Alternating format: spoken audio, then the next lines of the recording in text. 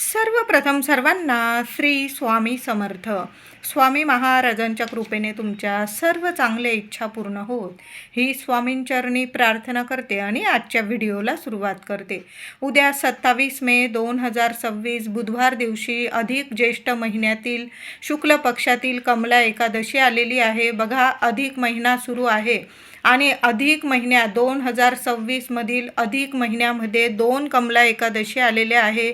उद्या 27 मे रोजी आणि 11 जून 2026 गुरुवार दिवशी सुद्धा अधिक ज्येष्ठ कृष्ण पक्षातील एकादशी म्हणजेच कमला एकादशी आलेली आहे. तर शुक्ल पक्षातील येणारी एकादशी आणि कृष्ण पक्षातील येणारी एकादशी अशा 24 एकादशी एकूण वर्षभरात येत असतात. बरेचसे लोक या 24 एकादशीचं व्रत करता, उपवास करता. काही लोक आषाढी कार्तिकी उपवास करता, व्रत करतात. आता ज्यांना उपवास नाही जमत ना, उपवास नाही केला तुम्ही तरीही चालेल. तुम्ही करत असाल अधिक महिन्यातील प्रत्येक एकादशीचा उपवास तर आवर्जून करा. तब्येत चांगली आहे त्यांनी उपवास आवर्जून करा. नाही जमलं, आपण सेवा तर करू शकतो. सेवा केल्याने सुद्धा उपवास केल्याचं सुद्धा फळ मिळतं. तर उद्या शुक्ल पक्षातील अधिक ज्येष्ठ शुक्ल कमला एकादशी आलेली आहे.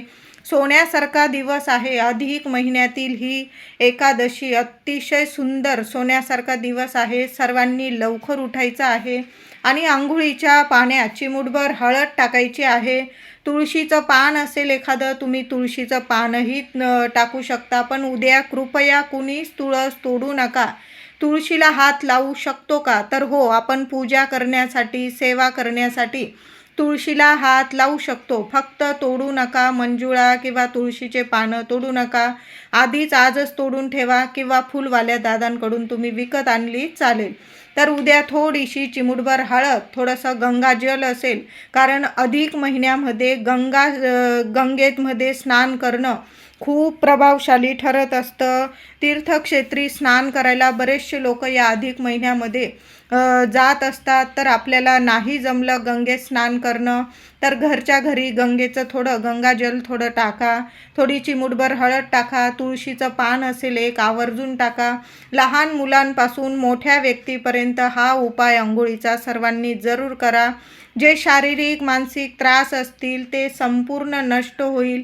माता लक्ष्मीची कृपा होणार आहे. अंघोळीनंतर महिलांनो, उद्या कमला एकादशी आणि ती पण अधिक महिन्यातील प्रत्येक महिलेने आपल्या घराच्या उंबरठ्यावर हळदीचं लेपन आवर्जून करा. थोडं गोमूत्र घ्या, थोडीशी हळद घ्या आणि पातळ जरी लेपन केलं उंबरठ्यावर, तुम्ही जसं करता शुभ तिथींना लेपन तशा पद्धतीने आपल्या मुख्य उंबरठ्यावर हळदीचं लेपन जरूर करा. हळद, कुंकू, फुलं, अक्षता वाहून आपल्या उंबरठ्याची, माता लक्ष्मीच्या पावलांची छान पूजा करायची आहे.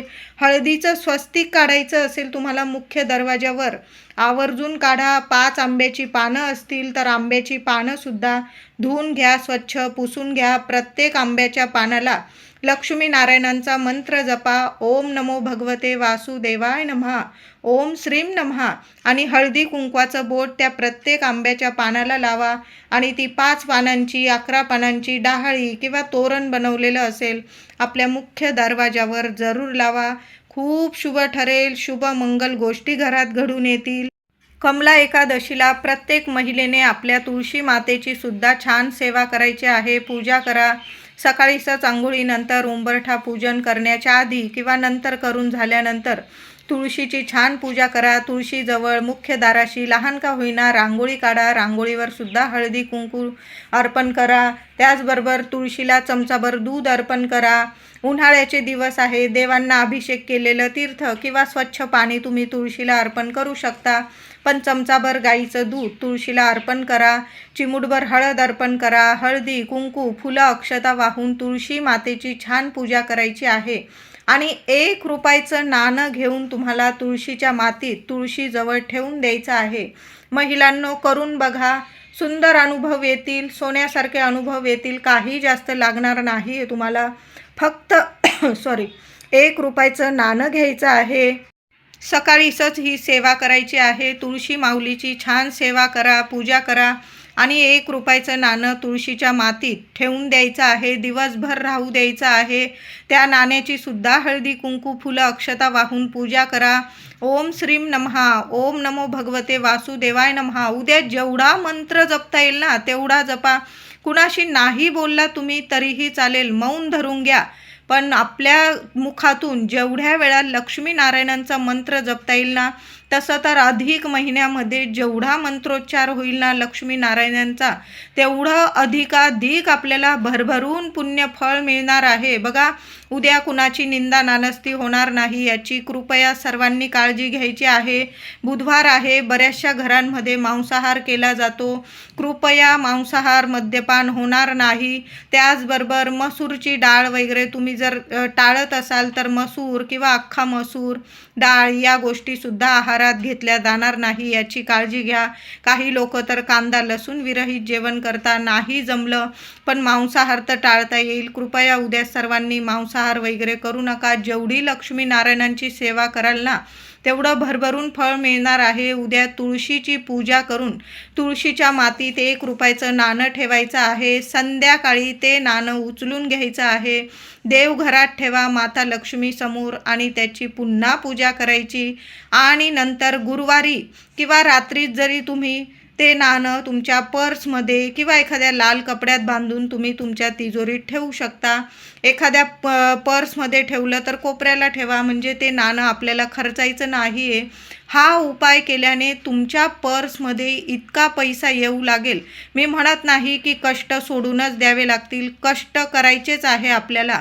कष्टाला काही वेळा साथ मिळत नसेल, दैवी अनुभव येत नसेल, तुम्हाला तुमच्या कष्टाचं चीज होत नसेल, तर तुम्हाला कष्टाला जर फळ हवं असेल तर कमला एकादशीला 1 रुपयाचा हा उपाय जरूर करा आणि रात्री तो रुपया तुमच्या तिजोरीत ठेवा. लक्ष्मीनारायणांचं स्मरण करा, मंत्र जपा आणि तुमच्या तिजोरीत ठेवा किंवा तुमच्या पॉकेटमध्ये पर्समध्ये महिलांनी ठेवा, दादांनी ठेवा, पण तो रुपया खर्चू नका. नंतर एखाद्या वर्षाने तो रुपया तुम्ही एखाद्या पेटीत स्वामींच्या मंदिरात जा, लक्ष्मीनारायणांच्या त्या मंदिरात गेल्यावर तुम्ही तो रुपया दानपेटीत वगैरे टाकू शकता. किंवा असे उपाय जेव्हा आपण करतो ते रुपये जर साचत असतील तर लक्ष्मी मातेसाठी, नारायणांसाठी किंवा आपल्या कुलस्वामिनीसाठी त्या पैशांनी एखादी वस्तू आणली ना आपण तरीही चालतं.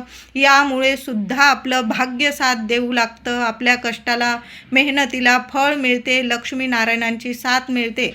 म्हणून उद्या हा उपाय जरूर करा. सुंदर अनुभव येतील, पैशाला पैसा येईल ओढून, बरकत येईल, लक्ष्मी स्थिर होईल तुमच्या घरात. पैसा नाही अशा गोष्टी कधी घडणार नाही. तुमचे सर्व स्वप्न नक्कीच माता लक्ष्मी पूर्ण करणार आहे.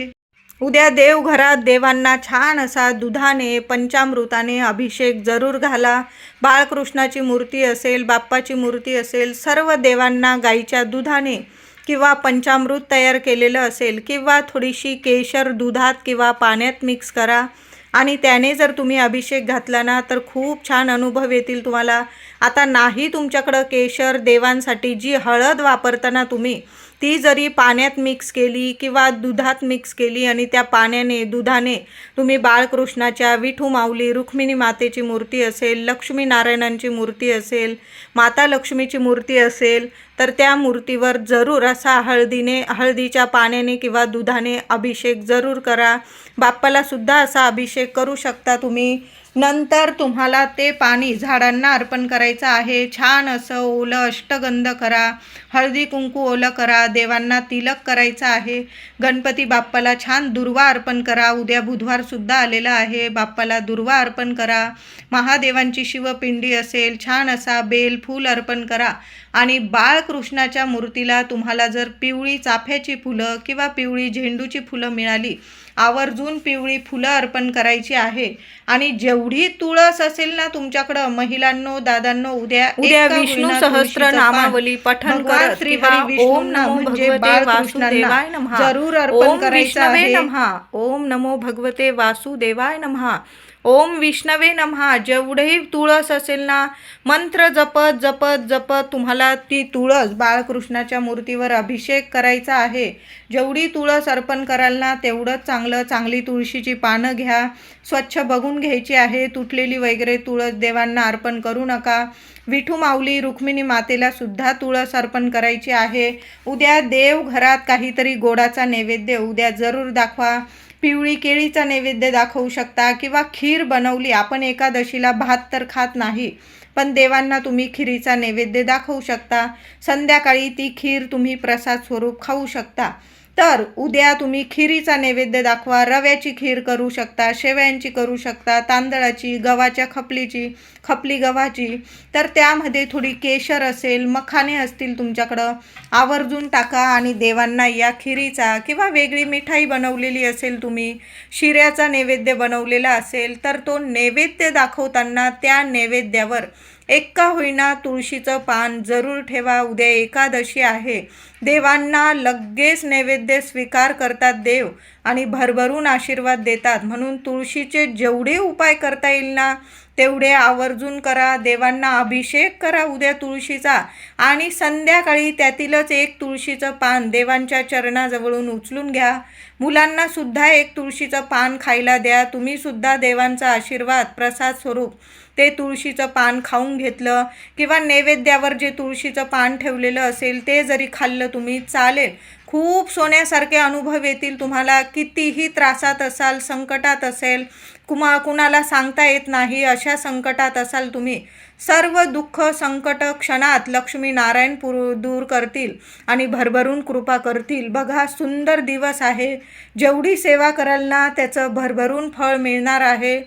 तुमच्या घराजवळ जर विठू माऊलीचं, लक्ष्मीनारायणांचं मंदिर असेल, लक्ष्मीनारायण विठ्ठल रुक्मिणीचं, तर उद्या थोडे का होईना विड्याचं पान घ्या. एखादं, एक घ्या, 2 घ्या आणि त्यावर थोडेसे बत्तासे ठेवायचे आहे तुम्हाला. तुमच्याकडं जर अनारसे असतील तर तुम्ही अनारसेही ठेवू शकता. नसतील थोडे बत्तासे ठेवायचे आहे. त्यावर एक तुळशीचं पान ठेवा. दोन्ही हातात ते बत्तासे त्या पानासह पकडायचे आहे तुम्हाला. तुमच्या मनातील इच्छा बोलायची आहे. देठ मात्र देवांकडे आला पाहिजे अशा पद्धतीने विड्याच्या पानावर तुम्हाला थोडेसे बत्तासे ठेवून घ्यायचे आहे आणि ते विड्याचं पान बत्तासेसह एक तुळशीचं पान वरती ठेवा आणि देवांना तुमची इच्छा बोलून तुम्हाला ते देवांना वाण द्यायचं आहे. कमला एकादशी आहे. तुमचं वाण, तुमचं दान कधीच खाली जाणार नाही. तुम्ही खाली हात घरी येणार नाही. असा सुंदर दैवी अनुभव देणारा ही सेवा आहे, हा उपाय आहे. आवर्जून करा. थोडेसे बत्तासे एका विड्याच्या पानावर घ्या आणि तुम्हाला ते पान बत्तास्यासह देवांना अर्पण करायचं आहे. एखादा तांब्याचा दिवा जर तुम्हाला परवडत असेल, महिलांनो, दादांनो, एक तांब्याचा छोटा का होईना निरांजन खरेदी करा. त्यात तुपाची वाट ठेवा, फुलवा, तूप टाका आणि देवांसमोर मंदिरात तो दीपदान करायचा आहे तुम्हाला. फक्त एक दीपदान करा या अधिक महिन्यामध्ये. तुमचं दीपदान तुम्हाला तुमच्या आयुष्यात इतकं सुख समृद्धी घेऊन येईल की तुम्हाला कधीच कशाला कमी पडणार नाही. वाण वगैरे देत असाल तुम्ही, मान्य आहे, पण लक्ष्मी नारायणांच्या किंवा विठू माऊली रुक्मिणी मातेच्या मंदिरात किंवा तुमच्या घराजवळ जे मंदिर असेल, मग देवी मंदिर असो, गणपती बाप्पांचं मंदिर असो, महादेवांचं मंदिर असेल, तिथं सुद्धा तुम्ही ही सेवा करू शकता. एक तांब्याचा दिवा विकत घ्या, त्यात फुलवात ठेवा तुपासह आणि तो निरांजन प्रज्वलित करून देवांना ओवाळून घ्या त्या निरांजननी आणि तिथं दीपदान करून द्यायचं आहे. बघा, जसं तो दिवा नेहमी प्रज्वलित होईल, तिथले ब्राह्मण वगैरे देवांसमोर तो दिवा नेहमी लावत जातील ना, तसं तुमच्या आयुष्यातील जो अंधकार आहे ना तो क्षणात नष्ट होईल आणि तुमच्या आयुष्यात इतका सूर्योदय, इतका भाग्योदय होईल की तुमच्या लेकरा बाळांना इतकी प्रगती मिळायला लागेल. मग शिक्षण असो, नोकरी असो, तुम्ही काही कष्ट घेत आहात, त्यात तुम्हाला यश मिळत नसेल, अडचणी येत असतील, तर त्यातून सुद्धा तुम्हाला इतकं यश मिळेल, इतकी प्रगती मिळेल, दैवी अनुभव तुम्हाला नक्की येतील. म्हणून असं दीपदान उद्या नक्की करा, आवर्जून करा.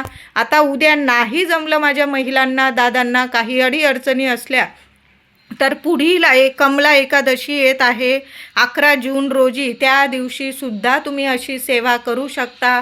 पण या अधिक महिन्यामध्ये एक का होईना तांब्याचा दीपदान जरूर करा. बाकी नाही काही केलं ना तुम्ही चालेल, पण एक का होईना छोटासा तांब्याचा दिवा विकत घ्या आणि एखाद्या मंदिरात जरूर दीपदान करा. तुमचं हे दीपदान मी सांगते कधीच खाली जाणार नाही. तुमच्या सर्व कठीण इच्छा जरूर पूर्ण होतील. लक्ष्मीनारायण साक्षात दर्शन देऊन जातील. असा सुंदर दैवी अनुभव देणारी ही सेवा आहे.